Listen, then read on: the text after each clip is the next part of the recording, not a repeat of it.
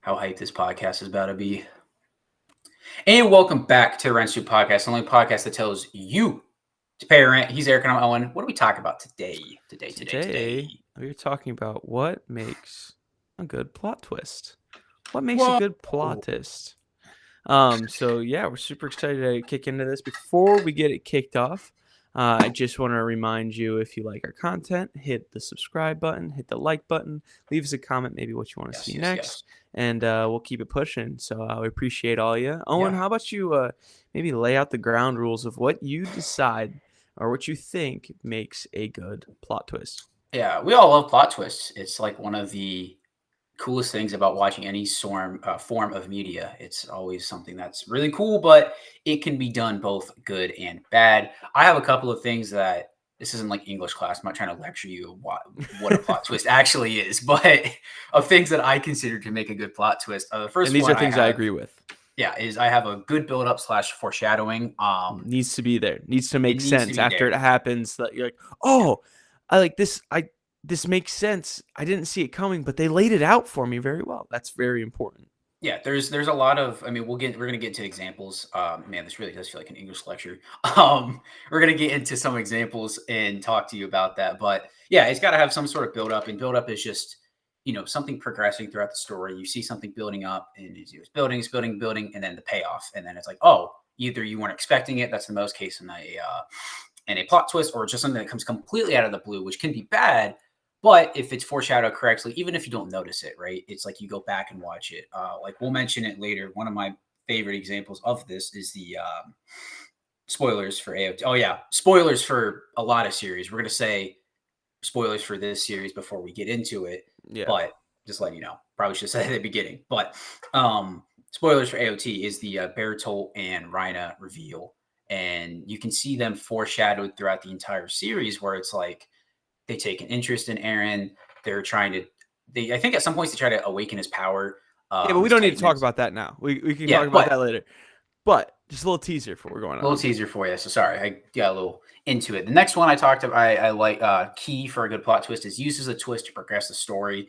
Mm-hmm. You can have the best plot twist in the world, but if it doesn't move the story forward in a good way, it feels like a waste. It feels like this was just here for shock value, and that's all, nothing else. Why was this here? Yeah. So yeah, that's a key one. And also going back to that, the third one I said is shock value. I think this one's probably the least necessary out of the four. It's still needed, but I think you can have one that's not. I have a really good example of one that doesn't have a lot of shock value talking later on. But I think it needs to be there for the, the memorability sake, where it's like, oh yeah, remember watching AOT, just to go back to that example, it's like when that happened, oh, and you're like, yeah, you remember that moment. And I think when you have a good shock value, it's like the key point that you remember out of the show more than anything else. And especially in like an anime case, when you have a lot of key moments in something like One Piece, a lot of fights, long story, of course, but some of the plot twists in there, it's like, oh yeah, I remember. Yeah. I'm not going to say that one, but just because we're not talking about One Piece today, but you get what I'm saying. Yeah, so that's a good one. And then the last little key here is just overall flows well and it's not tacky. This kind of goes back into the first one. Obviously, good buildup is kind of like the main thing, but if it progresses well throughout the story, if it goes like seam to seam, if it's connected well, and just it doesn't feel like, oh yeah, we did this because we had to have a plot twist, or we did this because like it's not we had to have a character death or something. It's not like, and it was all a dream, or it was like something like that. And not only does it not have to be tacky, but it can't be overcomplicated. We'll get into that later on in this, kind of breaking out a prime example of something that we consider to be just way too overcomplicated.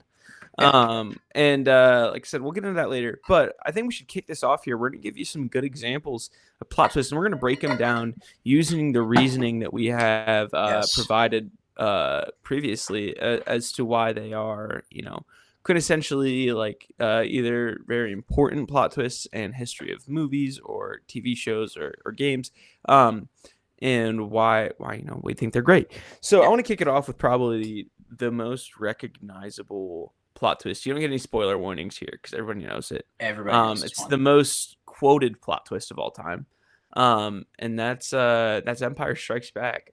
Luke, or he doesn't even say that. He's like, no, I am your father. And so, Yeah. like, growing up, this is an interesting example because this is something I had to break down and process later on because growing up my entire life, like I was born watching these movies pretty much. Like Mhm. I don't have a definitive like first time I remember that happening.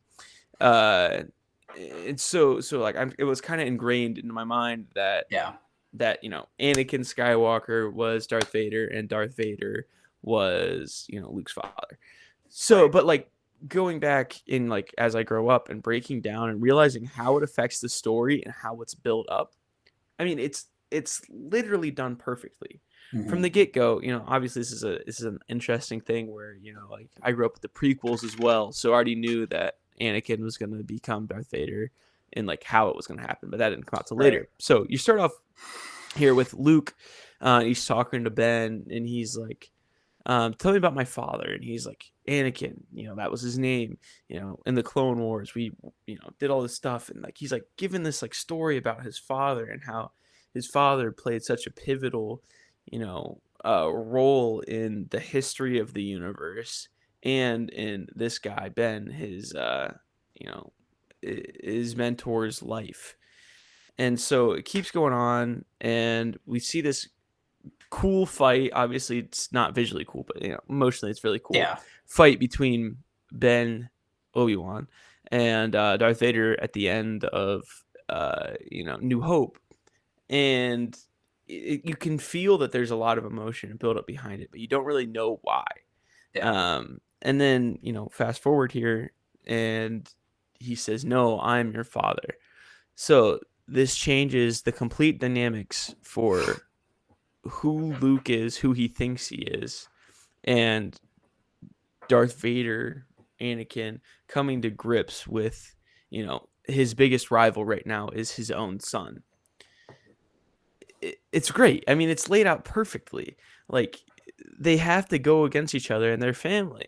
Obviously, later on, episode 6, it turns around and Darth Vader stands up for Luke, saves him, and, dies. But Yeah. given the context, given the build up, we get to feel more emotional pull to earlier moments in the story before it's revealed, and it changes the character's directive going on, and it comes out of left field. Like Mhm. you're not expecting that. That's why it's one of the most famous ever. It's the complete plot twist. That's exactly what it Complete is. twist. And and I think it goes to show because obviously Star Wars is a legendary franchise. I don't need to tell you that, but I think it creates how a plot twist can create a legacy, and it created a really good legacy because the "I am your father" line is like one of the most iconic lines in film. Um, yeah, I think it's an excellent plot twist. Everybody knows it. It's one of the ones where it's like everybody knows it, and it kind of sucks because it's so good that you're not going to get surprised by it or anything Yeah. just because you know the line. But I can just imagine watching this when it came out, and it's just like your mind was blown. Right. So that's an obvious one when you talk about a good plot twist. This one is also a very popular one. It's just because it's from a popular series. This is spoilers for Breaking Bad. It's like season 3, 4 ish, something like that. It's season 4. It actually no, it's season 5. Is it season 5? No. No, it's Oh, season okay. 4. You don't.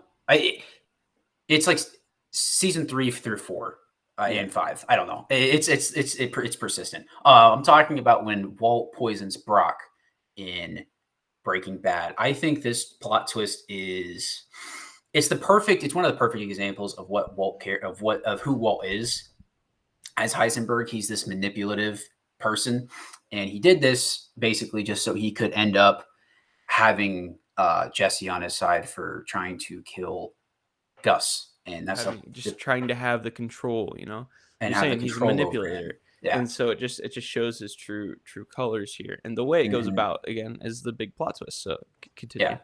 And I think this plot twist is it's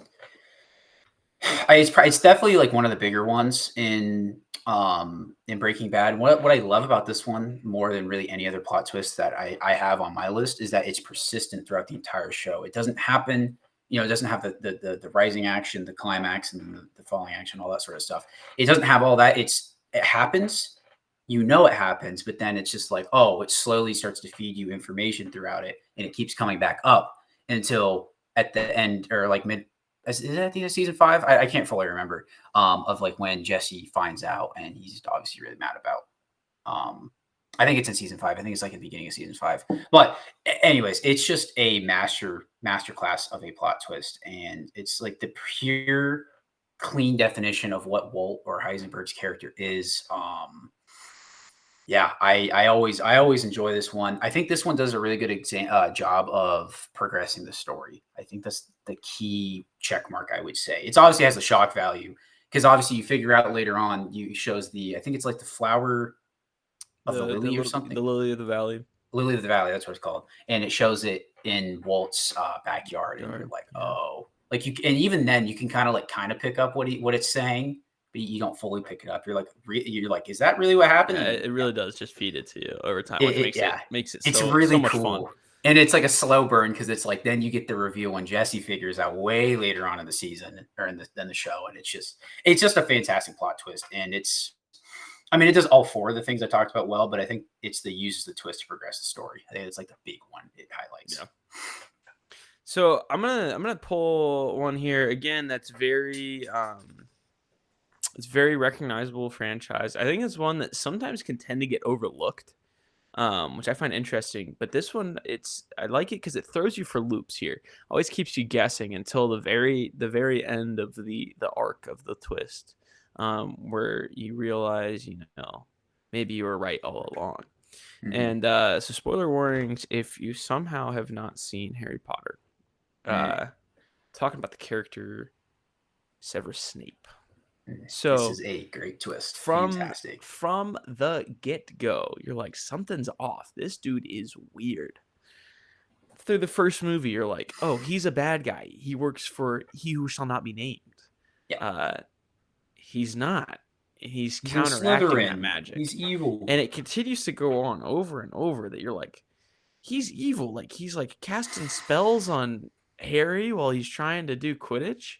Mm-hmm. No, he's doing counteracting spells. Like, it literally just like, it keeps going throughout the series until we get to a big culmination here where he, in the 6th movie, he straight up kills Dumbledore, and you're like, what just happened? And it's like the very end of the movie or the book, if you want to go by book. Yeah.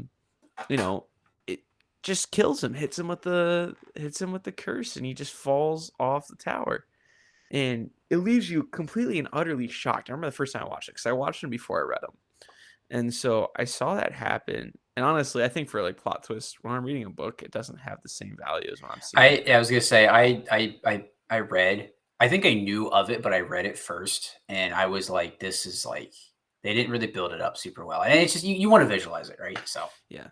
See, and the thing I love about film is the use of like all your senses really to build something up, like sound. I think it really does very well. I think it's also, like music is like the best way to highlight a plot twist. I think I don't really have any examples of that, but anyways. So yeah, that happens, and then he's with Voldemort and the Death Eaters, and you're like, all right, so he was evil all along. I was right. Like, it was a twist, but you're like, oh, I was right. Fast forward again now to Deathly Hallows Part 2, and Voldemort kills Snape. And you're sitting there and you're like, what's going on? I don't understand why is he dead? And they come up to him and he's dying, and they give him a tear, and then he's like, use this tear, it'll tell you everything. So they go up to Dumbledore's office to use his little like pool thing that like uses like tears and makes them look like hair, and then they're like memories. Mm-hmm. And we get a full memory of who Snape was, his relationship to the Potters, and how he was in school, and his relationship to Dumbledore and Voldemort as well throughout it. And he was playing double agent the whole time. It makes you feel so bad because it's like when you see the flashback, you're like, oh, I hated this dude for the entire series. And it's and he killed Dumbledore because he wanted to protect Draco Malfoy from it. Yeah. And it's like, oh my gosh, yeah, because like Dumbledore knew all of it was gonna happen, and he Mhm. like outlined everything the way it was Yep. gonna happen, and I mean, absolutely incredible. Keeps you guessing, keeps you on your Yeah. toes, always feeds you little And bits of again, information, and it's something that's persistent, but it's like it's foreshadowed, and it's just like so foreshadow. Like it. everything is done so well. I don't. I think it's It's definitely. not overly complicated either. No, it makes sense, and it makes sense. That's the best thing about it is it makes sense, and it's I think it's like it's a legendary one because it's like as good as the ending of Harry Potter was, it's like one of the highlights of the Deathly Hollows, part one or book wise, and then part one, part two. But it's just like it's one of the highlights of that in an already great finale with so many iconic moments. It's just like it's probably like the highlight or one of the highlights. It's really cool. Yeah, yeah. It's I mean, Yeah. it's great. It really No, is I great. that is Has that. many has a couple different shock factor moments. That was our fourth point there, or our third Yeah. point. A So lot yeah, of it just shock does it. value. It's that one's honestly one of my favorite ones. Period. I absolutely love that one. So good poll. This one is definitely my favorite plot twist. I would say. This is spoilers for the Naruto series, Shippuden in particular, but both. So this one is just I just titled it as Itachi's past and just learning about Itachi. So this one is I got to give a little bit of context. So basically, the whole point throughout Naruto is, or with Sasuke, is him wanting to kill Itachi. That's his goal from the very start of the series. Is he wants to kill Itachi, and you're like, okay. And then you see hints and teases of it throughout the story. Him and Itachi clash at one point. He sees like you're not strong enough. Blah blah blah. Fast forward, he's training with Orochimaru, evil snake guy. Oh no, he's dark side. But the whole plan is Itachi or Sasuke and Itachi's going to fight. If Sasuke wins, he's going to go back to the Leaf Village and become, go help Naruto and whatever and all that sort of stuff. But they fight. Sasuke wins. Great fight, by the way. And then Sasuke gets captured by Madara Uchiha. We don't really know. I'm not going to spoil that part of it, but he gets captured and he basically learns about all of Itachi's past, where when Itachi killed all of the Uchiha, he was doing it out of service for the Leaf Village. He was doing it because the third Hokage Hiruzen told him to. And he was doing it because it was what he thought was in best interest for the Leaf Village. He was looking out for the Leaf Village. Basically, the Uchiha were like, not really, but kind of planning a counterattack to the Leaf Village. So they got like persecuted and got like tossed to the corner of the village. Third Hokage, along with a character named Danzo, who we do not like kind of conspired and was like, these guys are going to do something evil. And then they're like, hey, can you kill Mall Itachi? And it has one of my favorite scenes in all of Naruto is when Itachi has to kill his parents, by the way. So that scene is so good. But you go on and he learns about that and that Sasuke or that Itachi couldn't kill Sasuke. He could kill everybody else, but he couldn't kill Sasuke. Yeah. And he left him alive because he was his little brother. He was the person he loved the most in his life. And it's a really great culmination of it. And then it leads into the story, into the arc of Sasuke just not knowing what to do, and he's just corrupt because he learns about the Itachi's backstory, and he's just like he doesn't know what to do, and he's like he's mad at the Leaf Village, he's mad at the Uchiha for letting this happen, and he just goes completely insane. And you see in the next arc, the Five Kage Summit, he just loses his mind, and I think it progresses the story really well from Sasuke as being this typical emo character to actually just insane because he has grief, he has all this sort of stuff. It's such a good plot twist, and it makes Itachi one of a really likable character. And it's I don't know, it has all of these. It has great build up. There's foreshadowing because it's like he doesn't kill Sasuke, obviously. But then there's other moments where he fights Kakashi at one point. He doesn't kill Kakashi. He fights Jiraiya. He doesn't even fight Jiraiya. He what's the other one I was gonna say? Oh yeah, he just went and joined the Akatsuki. He didn't just go do his own thing. Like there was some holes in his agenda, and you're like, okay, but you're not going to pick up on that when the first time you're watching Naruto. But then you look back on it, you're like, oh, okay, and you understand it. So, Yeah. and it has the shock value for sure. It's just like you're just like, whoa. So it's always been my favorite ever since I've watched Naruto. It's just such a good plot twist. It's got all the moments that you want in it, and it carries weight throughout the entire rest of the series as well because you later meet up with Itachi who does something else. So yeah, but it's always been one of my favorite twists. It's an awesome one. Yeah, it's really good. I mean, again, it's outlined so well, and he really does pull off the villain look very well. Yeah, He does. with the Akatsuki robe and the hair and the Sharingan, and it's just like, but I think it's just also like it's like the halfway point of Shippuden, and that's also around the time when the pain stuff happens. So Yeah. like, if you want to go with the parallels of Naruto and Sasuke, Sasuke gets this huge change, and then Naruto gets this huge change where he's the hero of the leaf after being, you know, tossed away pretty much, and bullied and all that sort of stuff. I could go on with a lot of that stuff, but it's just like it's like the perfect like halfway point of the Naruto series, and it's like I think when I first watched the series, like I didn't really like Sasuke being kind of crazy and like messed up like that because I thought it was a little corny, but like understanding the purpose behind it and the reason, it makes a lot of sense. Yeah. So yeah, and dude, I don't care how good of a guy Itachi was.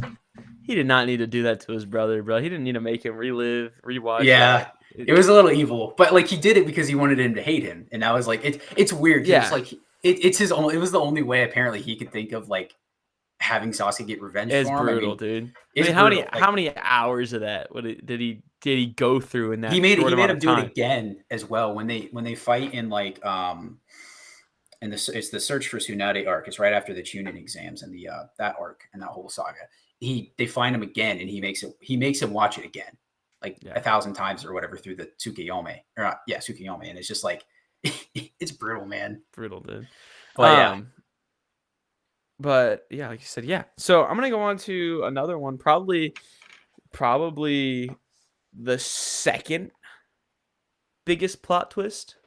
If I had to guess or put a number out there. And that is from the movie The Sixth Sense. If you have not seen the movie or somehow have avoided all spoilers for this is your warning. I don't think that's possible. I don't think there's a single person out there that does not fit either. I say even if you haven't, you know what the twist is. So, movie starts off home invasion, and it goes wrong. We hear a gunshot, and then that just kind of ends. That just kind of ends. It picks up the movie, and it just picks up the movie like normally. Like, okay, seems like there was a fight between them. It looks like everybody's fine. It's like showing him and his wife have interactions, and it keeps going. And he meets this kid, and this kid is a little different, a little strange. And as they continue their story and they progress along, this kid drops the line where he goes, "I see dead people." And you're like, "Oh, this kid's weird." And so it turns the story into him being able to see ghosts, helping those ghosts kind of find their peace and their rest after death. And it's actually really, really cool, really touching actually. But that happens, and then at the end he's like talking to him, and you're like, this is weird. And he like opens up his jacket, and you see a bullet hole and blood all coming down where his heart is on the inside of the older gentleman's jacket. And he comes to realize that he was dead the whole time, and he didn't even realize it. He was just going among, and it was almost like he was kind of a loner guy, and the only person that he was interacting with or talking to could see him, could talk to him. That was this kid. And I mean, you wouldn't be able to guess it the entire time until the end, but then you could pick it up and it replays some of the moments that convince you that it's real and show it to you from a different angle or perspective. And you're like, oh, he was actually not ever there. So it makes it really cool. It's really well done. It's very well told. And then I think that's kind of where the cop out. That's kind of where cop out. I should say shock value is very high. That's one of the points.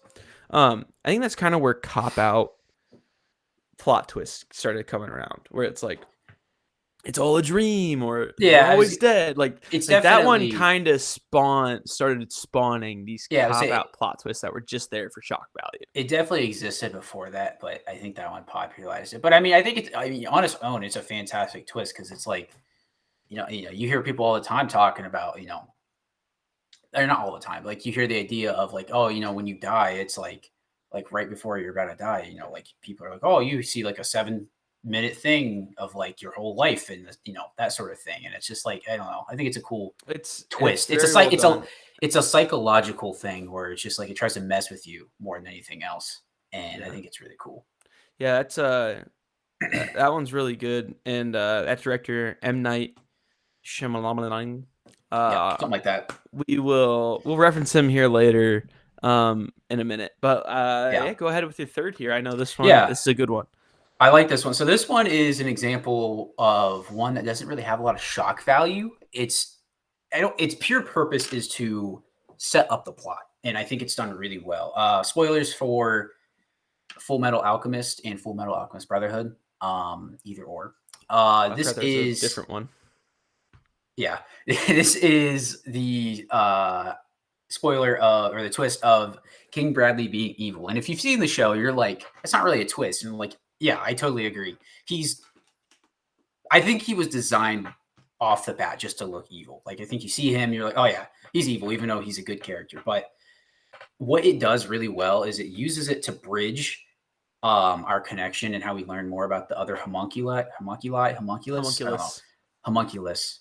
I don't know if multiple would be homunculi, but yeah. So you see the other connection with them, and eventually you see the connection with Father, and then that whole the main villain of the story. But then it's just used to further progress everything. Like, you learn more about the homunculus, you learn more about the overall idea of alchemy, you learn the idea of how the homunculus is the 7 deadly sins, and that they're just used as pawns for Father, and it goes on, and then it's like, oh, his son, I think his name is Salim, Bradley's son, adopted son, is Pride, the last, I think he's like the last homunculi that gets revealed. And it's used as a very baseline thing. You're like, okay, he's evil. We know that. We know that before the characters know that, which is an interesting thing too. But it's used just to progress and set up the story, which I think is a really clever way of doing it. It has no shock value because he's evil, but it's mostly, like I said, it's all story purposes, and it's not tacky at all. Full Metal, I would say, is a pretty like clear-cut story. It doesn't have a lot of twists. There's a lot of things, like there's things that happen in it, and you're like, oh, that's surprising. Right. But it's all of its twists are used to set up other things, which is, again, it's really clever. And I think this culminates with a parallel almost of at the end when King Bradley fights Scar, which is one character at the very beginning of the series was good or was seen as good, and then the other character, Scar, was evil at the beginning of the series, and then it flips where it's Scar is evil or Scar is good and you're rooting for him, and King Bradley's evil and you are not rooting for him, which is awesome.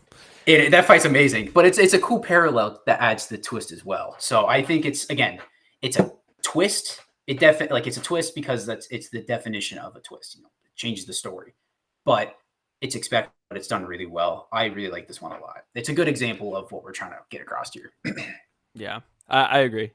So I'm gonna do one quick, small good example before we hit our bad examples. We each have one, which both are quite similar. And you'll kind of pick that up as we do them.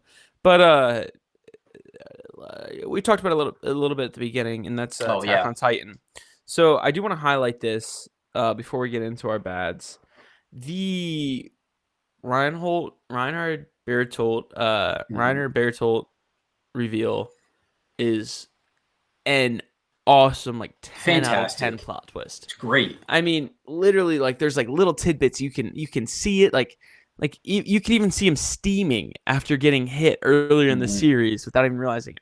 They take interest into Eren, all these things that they kind of seem like they're like tight packed and they're doing the kind of like their own thing. Real quick, they have alternative motives. I don't know if you remember that whole thing in season 1. I think his name was Marco, just like some random character who died, found out that they were Titans. He got killed because of it. He got killed because of it. He died. It ties into the plot twist really well. I love that part of it. It's a really cool thing with it. But anyways, go ahead.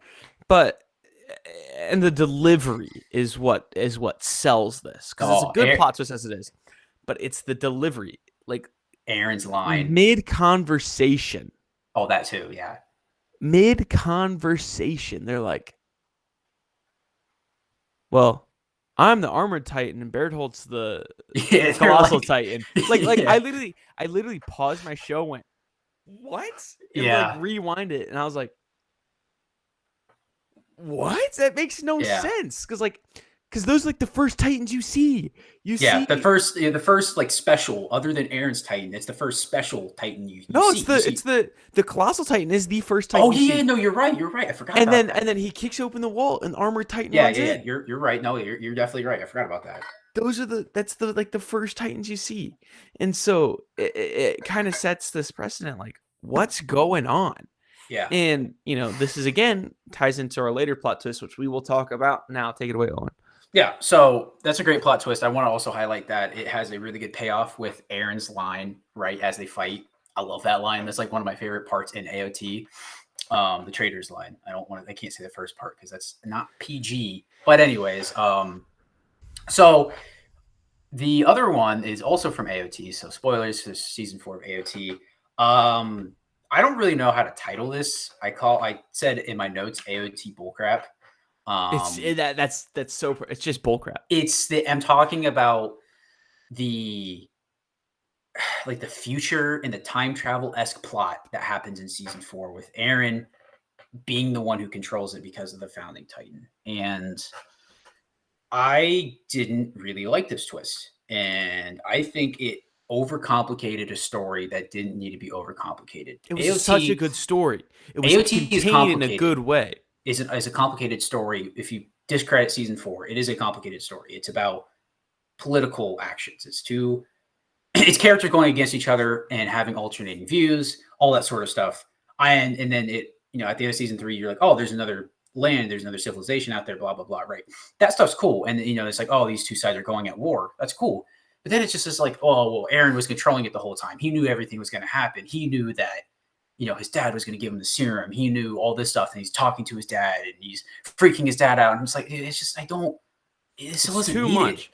It's too much. And like we talk about, like, it's okay that there's an alternate world, like a different far off land, which I agree. But like everything plays in the studio change and then the time for when you watch that first episode of season 4, you're like, I'm watching a different show. Oh, the first couple seasons of season 4 of AOT are terrible. It's just like it's all set up, and it's like it's just boring setup. Like it's all nothing but setup, and it's they're like fighting with like guns and tanks, and I'm like, this is not this is AOT bullcrap. Which is like what this is. If they were like, oh well, if they explained it, they're like, oh yeah, this side is way more technologically advanced. They're in like 19, or like 18th century era or 17th or 19th century era or 20th century era. Sorry, like 19th, 20th century era of technology. That's what they're at. But they didn't say that. You go from like, I don't even know like what the original AOT location. I forget the names of the two sides. Yeah, it's like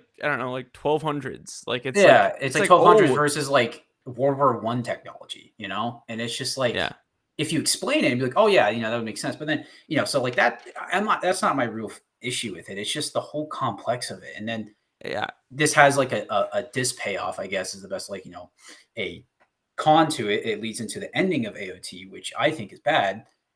Because it's just too, at some points it's too complicated. And maybe, look, I know what you're saying out there. If you made it this far of the video, just understand it, but it should be easier to understand than this. Yeah, and it's like I shouldn't have to go watch something to understand it. I hate when movies or shows do that. It's like you have to go watch a video to fully understand what you're comprehending. Like I do that for Call of Duty Zombies, and not for when I'm watching anime. Just saying. Yeah. But it's just I don't know, man. It ruined the show for me. I think like I had problems with season 2. I like season 3, but season 4 I was just like, dude, I don't care. I just want it to end, and then they drug it out.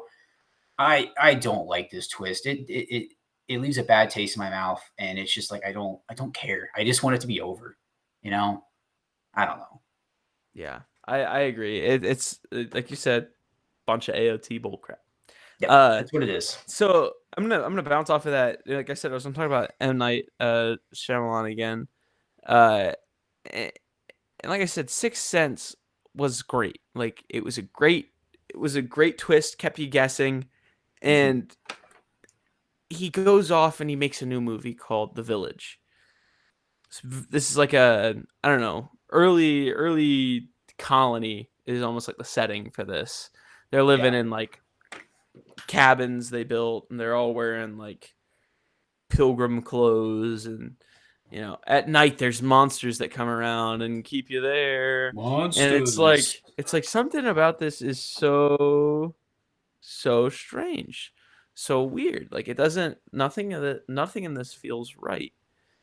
And there's gonna be a twist. It's M. Night. Ever since he made the movie, he just tried to capitalize off of the idea that he can make twists happen. And so this girl is like, I'm going to travel into the forest and see if I can find out what's really going on. And so she's like going out there, and like the monsters are coming after her. Ooh. Spooky. And where does she end up? At a state trooper's office.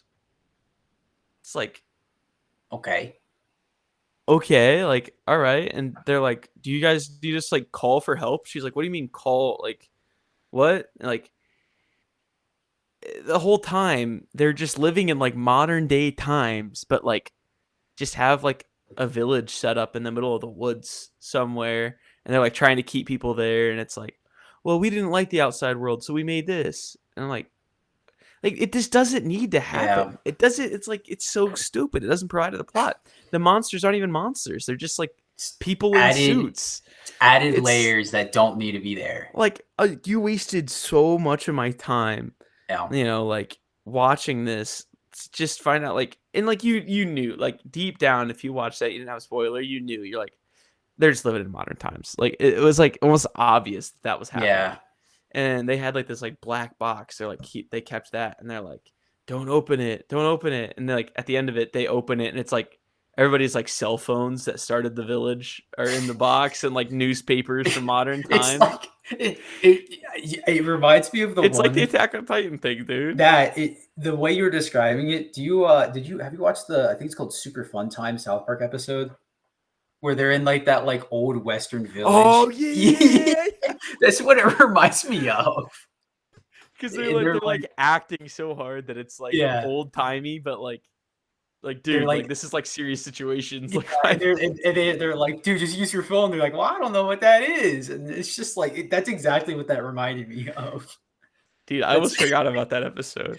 It's a funny episode, but like, no, it's just like it's bad if you're comparing it to South Park because it's just poking fun at stuff, and so brutal. No, that sounds brutal. Like it's a bad one, but no, I think that's about it.